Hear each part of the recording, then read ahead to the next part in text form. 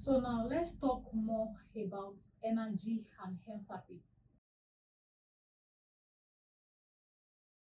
Like I said earlier, energy is the ability to do work or produce it, and it exists in various forms, which is kinetic, potential, thermal, and chemical energy.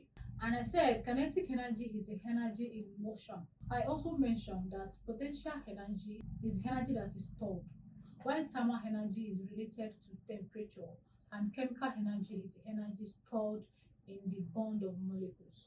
Now, let's explore how energy changes during chemical reaction.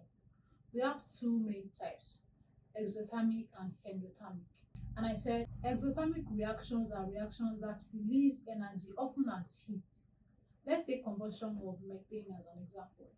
When you burn methane, it reacts with oxygen to produce carbon dioxide and water, releasing energy in the process. The equation is showing on your screen. Can you see the heat? That's the energy being released. In exothermic reaction, the products have lower energy than the reactants, and the enthalpy change, which is delta H, is negative. Now let's shift to endothermic reaction. This absorbs energy from their surroundings. A classic example is photosynthesis. Plants absorb sunlight, water, and carbon dioxide to produce glucose and oxygen.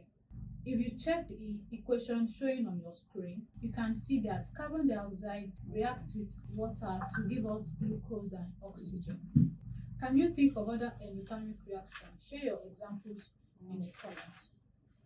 Remember, in this reaction, delta H is positive because energy is absorbed.